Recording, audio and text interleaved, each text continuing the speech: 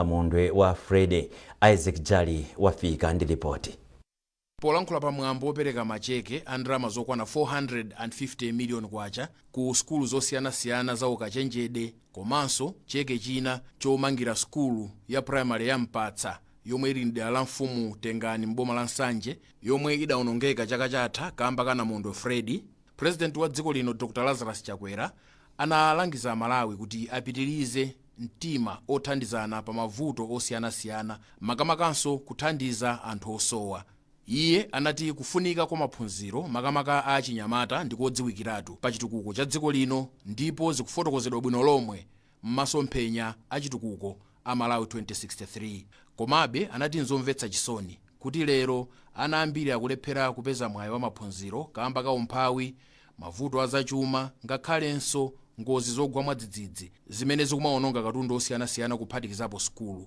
Pamenepa mtsogoleri wa dziko linoyu anatsimikizira ophunzira onse amene alibe kuthekera kolipira pawokha school fees ndi zina zofunikira pa maphunziro awo kuti ndalama zimene zikumatoleredwa kudzera ku Presidential Charity Initiative ziwathandiza kuti akwaniritse maloto awo omaliza maphunziro, ngati momwe akufotokozera Vizenge Kumwenda wa mpando wa Presidential Charity Initiative. Ndalama zonse pamodzi zomwe zaperekedwa lero zikukwana 450 million kwacha. 225 million kwacha yapita ku public universities amene alipo 6. University ili yonse yalandira 37,500,000 kwacha, kuerekeza ndi 20 million kwacha yomwe inaperekedwa kwa university ili yonse chaka chatha. 225 million kwacha inayo ipita ku Mpatsa Primary School yomwe ili ku Nsanje kwa Mfumu Senior Tengani. Skulu imeneyi inakokoloka ndi namondwe wa Fred mokuti ma classroom onse, ma offices onse ena anazazidwa ndi nchenga, ena ndithu kukokoloka kumene mokuti skulu yonso basi maruma simagwirisidwa ntchito moti ana skulu akuphunzirira mu malo ongoyembekezera kuphatikizapo matenti. Polankhula m'malo mwa ophunzira amene alandira thandizolo, Jafet Kapalepale amene akuchita maphunziro a engineering ku Malawi University of Science and Technology MUST wayamika President Dr. Lazarus Chakwera powapatsa chiyembekezo ophunzira osowa. Jafet Kapalepale wayamikanso boma kamba kokweza ndalama ya allowance ya ophunzira ku university kuchoka pa 350 pa chaka kufika pa 560,000 kwacha, zomwe zikuthandiza kuti adzitha kugula zofunikira pa maphunziro awo. Ambiri mwa ife tikuchoka mabanja ochepekidwa komanso ena ndi mwaife ndi amasiye, ndi chithandizo chimenechi chitithandiza kuti tikhale chidwi chathu kwambiri pa maphunziro osaganizira kuti fees ya ulendo ya chaka chimenechi kapena ya semester imeneyo tiyitenga kuti. So chithandizo chimenechi chitithandiza ife kuti tikapita ku skulu kapena tikakhala ku skulu tikakhala mkalasi tizingokhala ndi chidwi ndi maphunziro amene tikupatsidwa.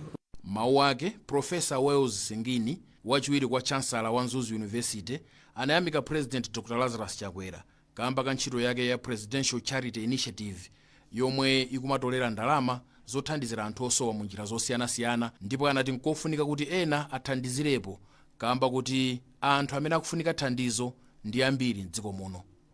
Ndalama zimene a Presidential Charity Initiative apereka zidapezeka pa mpikisano wa masewero a gofu wa Presidential Charity Golf Tournament omwe udachitika mu Oktoba chaka chatha, pamene padapezeka ndalama zokwana 421 miliyoni kwacha.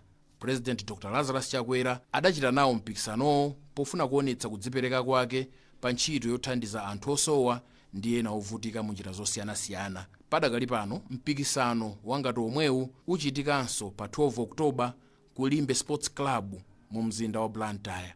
Isaac Jali, MBC, Lilongwe. Ndipo President wa dziko linoyu anyamuka mdziko muno mawa kupita ku Mozambique komwe akacheze masiku awiri. President wa dzikolo Filipe Nyusi ndiye waitana Dr. Chakwera kuti atsogoleri awiriwa akakambirane zinthu zothandiza pa chitukuko cha maiko awo. Chikalata chomwe atulutsa amofesi ya President ndi cabinet chati akakachoka ku Mozambique, Dr. Chakwera akapita ku Zimbabwe ukachita nawo msonkhano wa atsogoleri a maiko a mbungwe la SADC.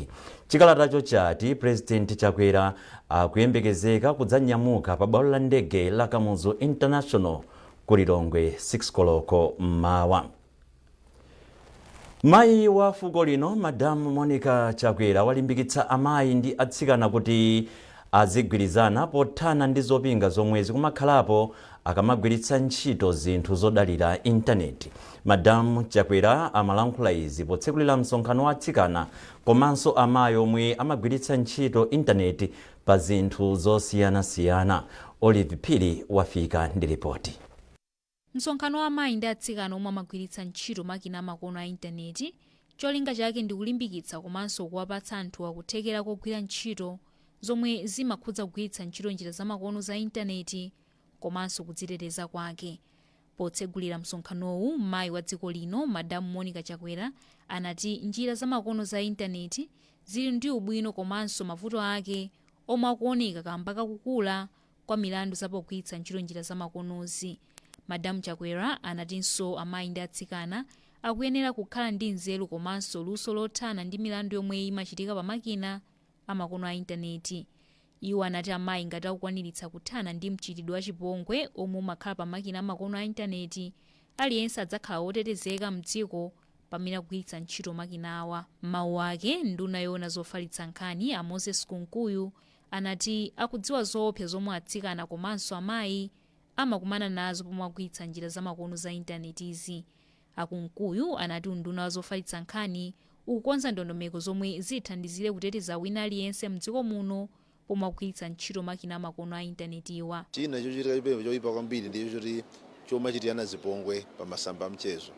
Munthu amaona ngati ndi ufulu wake futi wagula yekha foni, wagula yekha bando, koma Malawi aliyense azindikire pa foni paja kungogwira foni yako pali milandu yokwana yosachepera 38 imene ukhoza kupeza kuti wayichita kale mmamaono mmene kwacheramu. Milandu imene anthu ena samayidziwa ndi milandu, koma ndi zimene siku Malawi kokha kuno ndi mayiko onse anthu amadziwa kuti imeneyo ndi milandu imene umatha kuchita ndi foni yako yosachepera 38 pamene wayigwira foni yako. Wapampando wa bungwe la MACRA Bridget Chibwana anati msonkhano wa masiku atatu upereka mwayi kwa amayi ndi atsikana omwe abwera kuti aphunzire ndi kudziwa zinthu zosiyanasiyana zomwe zimakhudza makina amakono a intaneti. Ndikofunika kuti anthu atenge mbali za pankhani za cyber security. Kamene tikudziwira panopo anthu akukhala ndi zipsinjo zosiyanasiyana kudzera chiopsezo komanso kupangidwa bullying pa intaneti. Msonkhano wachiwiri wa amayi komanso atsikana omwe amagwiritsa ntchito makina amakono a kompyuta komanso intaneti uchitika kuyambira pa 13 mpaka 15 August.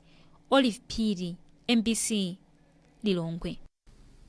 Kafukufuku wa National Planning Commission NPC wapeza kuti kuchuluka kwa madzi mnyanja ya Malawi kwalepheretsa dziko la Malawi kupeza ndalama zoposa 2 biliyoni kwacha kudzera mu ntchito zokopa alendo. NPC inachita kafukufuku wa ntchitozi m'maboma a Mangochi, Nkhotakota komanso Salima. Tili ndi zambiri mu ripoti ili. Kuchuluka kwa madzi mnyanja ya Malawi kunasokoneza ntchito zokopa alendo m'maboma a mphepete mwa nyanjayi. Izi zinachititsa kuti ena ayambe atseka mabizinesi awo pakati pa mwezi wa March ndi June chaka chino. Ichi nchifukwa chake bungwe la National Planning Commission NPC linachita kafukufuku kuti lidziwe ndalama zomwe zatayika komanso zomwe zingachitike kuti ntchito zokopa alendo zisamasokonezeke ngati madzi angachuluke mnyanjayi. Mmodzi wochita kafukufuku ku National Planning Commission Andrew Jamali wati ntchito zokopa alendo ndi imodzi ya nsanamira ya chuma cha dziko lino, kotero pakuyenera kupezeka njira zoteteza chuma kuti chisamaonongeke pano. Aliyense stakeholder akupanga chimene akuyenera kupanga. Bungwe la National Planning Commission ndi lomwe likutsogolera ntchito komanso ndondomeko zomwe zikhoza kuthandiza dziko lino kuti likwaniritse maloto odziyimira palokha pa chuma pofika mchaka cha 2063. Mmodzi mwa anthu omwe amayankhulapo pa nkhani za ulamuliro wabwino komanso ufulu wa anthu a undule mwa Kasungula wayamikira chipani cha Malawi Congress MCP chifukwa chochititsa msonkhano wake waukulu mwabata komanso motsatira mfundo za demokrasi.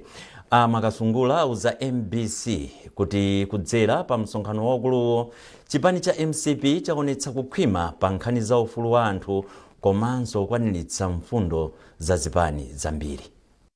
Msonkhano wa Malawi Congress Party Convention umene watha posachedwapa unali msonkhano umene unali wapamwamba kwambiri ena kuzokhala ndi maganizo awo osiyana, koma chilungamo chake ni chakuti msonkhano ndithu unali wapamwamba. Tinaona ndithu umodzi, tinaona ndithu bata, tinaona ndithu anthu akupikisana osiyana-siyana kuchokera mbali zosiyana-siyana dziko lathu la Malawi ino, amene afuna kutenga maudindo osiyana-siyana mu chipani cha Malawi Congress Party.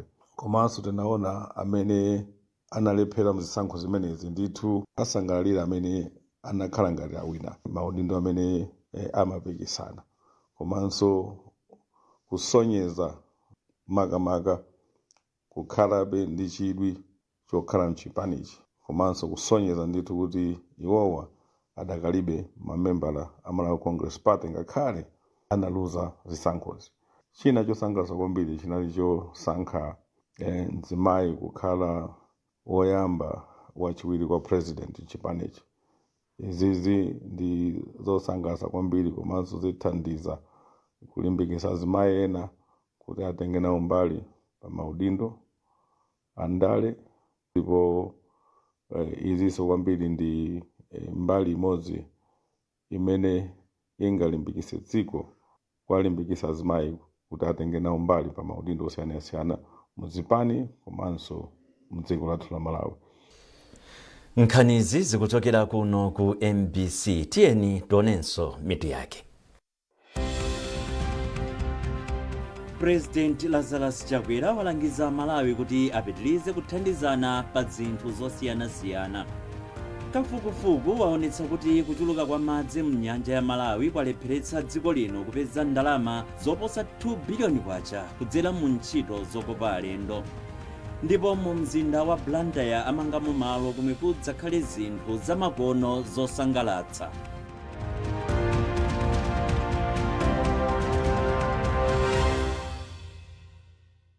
This season of Big Brother Naija is a must follow. Follow every twist and turn with eyes wide open. Because even when the journey begins with chemistry, chaos follows. Strap in for 2 journeys in one house. Big Brother Naija Season 9, showing 24/7 on DSTV Channel 198 and gold sponsor Guinness. When pain clouds your child's sunny days, Parapain Baby swoops in, specially formulated to chase away pain and bring back the smiles. Uniquely developed so that it doesn't contain a drop of salicylic acid, ensuring the safety of our children. Whether it's fever, teething discomfort, or tummy troubles, our hero is on the case, ensuring your little one feels better, faster, with a taste kids love. But remember, it's not a sweet.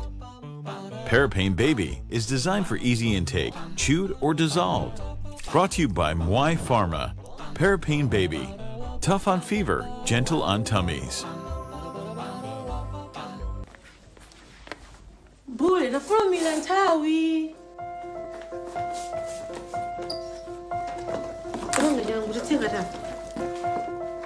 From the onset of life, a story begins. D.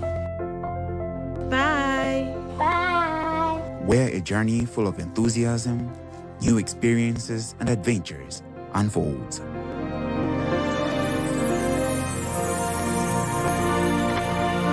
Exciting challenges take you to a crossroads where a life-changing decision has to be made.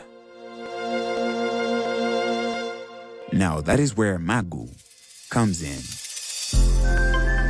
With the Malawi Assemblies of God University, you are offered a wide range of career opportunities, having programs in the Faculty of Education, Faculty of Commerce and Management, and the Faculty of Theology and Ministerial Formation.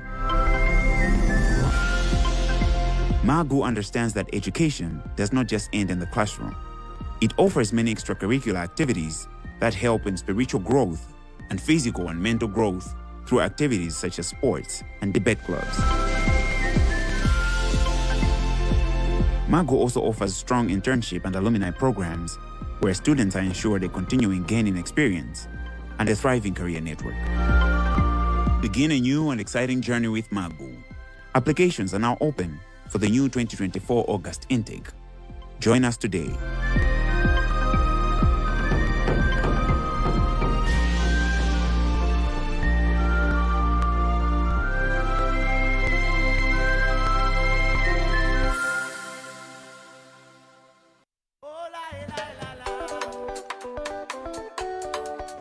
We and the European Union are growing Malawi together.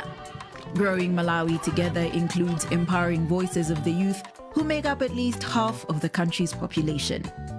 Setting up the Malawi Youth Sounding Board, the EU is creating real, fundamental, and lasting change in its engagement with young people and its development initiatives. 15 inspiring and diverse young Malawians make up the Youth Sounding Board. They engage with the EU on policy development, programs implementation, and community outreach. I want to see the youth more included in crafting policies. I want the youth voices to be heard because the youth bring innovative and new ideas that can actually grow Malawi. It is important for the youth to be involved in the Growing Malawi Together because half of the population is comprised of the youth. Therefore, having them into the critical decision making will also help us to realize the Malawi 2063 goals that we have. This meaningful engagement with the Youth Sounding Board ensures that EU programs are developed and implemented in partnership with the youth to grow Malawi together.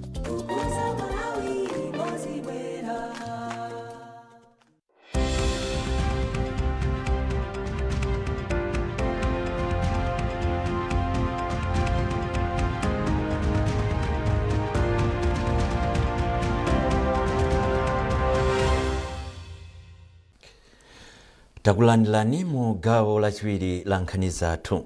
Ndipo nkhani yathu yotsatira kuti bungwe la National Water Resources Authority lasayinirana pangano ndi kampani yopanga magetsi ya Egenco pa ntchito yoyendetsa mlatho waukulu wa Kamuzu Kuliwonde. Izi zatheka kutsatira kutha kwa mgwirizano omwe unalipo pakati pa Egenco ndi unduna wa zamalimidwe ndi chitukuko cha madzi m'mbuyomo. Owen Mavula ali ndi nkhani yonse.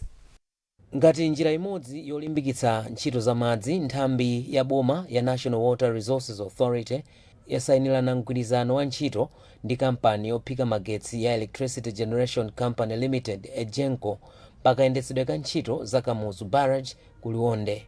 Kudzera mu mgwirizanowu, nthambi ya National Water Resources Authority ikutenga udindo wa ntchito zonse zochitika pa Kamuzu Barrage monga kuchotsa zinyalala ndi ntchito zina ndi zina zokhudza momwe madzi amayendera pa malowa.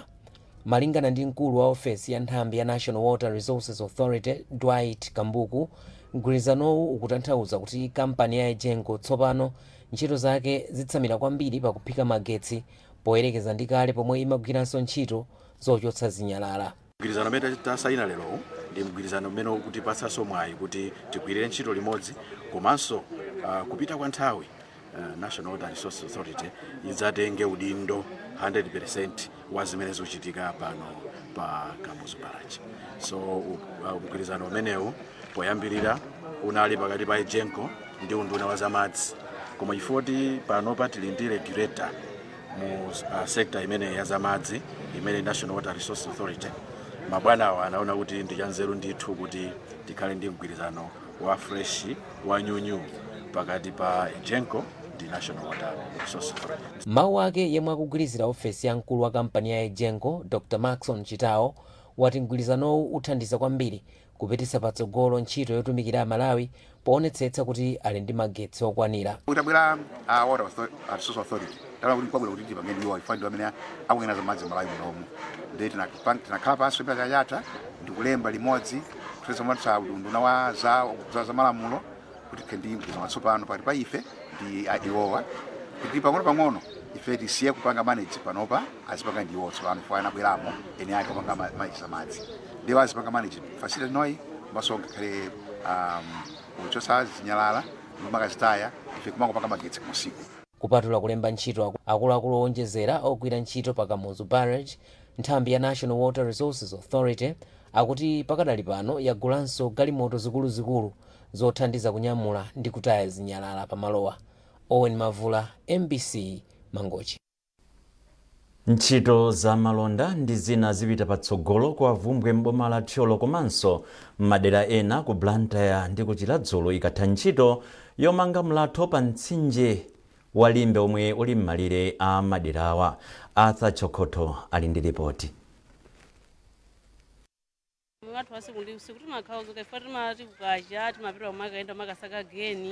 Amayi amdera la kumpoto kwa boma la Thyolo omwe amayenda movutika ndi katundu wawo wa malonda kamba ka msewu omwe galimoto sizidutsa poti pa mtsinje wa Limbe palibe mlatho. Poyankhula pamwambo otsegulira ntchito yomanga mlatho wa Limbe, DC wa boma la Tcholo a Hudson Kupanga wati mlathowo ndofunika kwambiri potukula chuma cha anthu amderalo omwe amalima mbewu zosiyanasiyana. Bridge ili likulumikiza Tcholo North constituency ndi Blantyre Lulo kuti anthu azikagulitsa bwino mbewu zawo. Kuno kumalimidwa tomato, kumalimidwa kachewere, kumalimidwa mbatata, kumalimidwa mbatatesi. Anthu amavutika mayendedwe kuti azipita nazo kukagulitsa. Koma ndi bridge imene mayendedwe atani akhala pafupi kwambiri. Andikuona mapika apo akubwera kumazetenga zinthu zimenezi. Soneza kuti anthu amene andikanga chepa akagula pikapo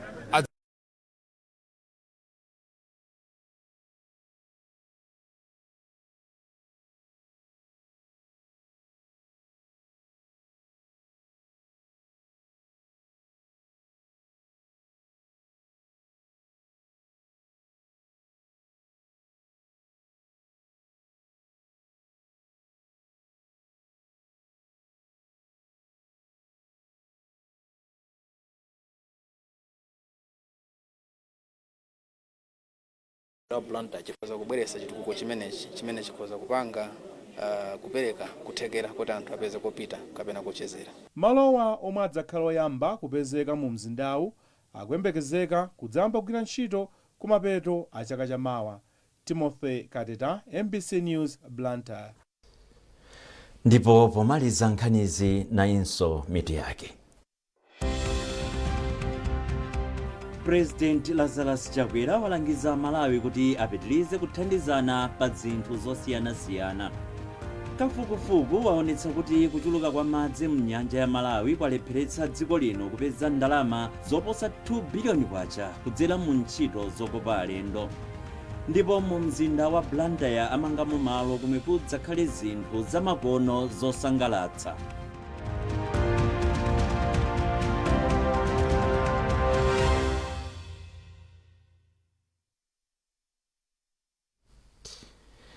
Munali ndine Kondwani Chinere ndi nzangayo Linle Mponda, tukufunani madzulo abwino.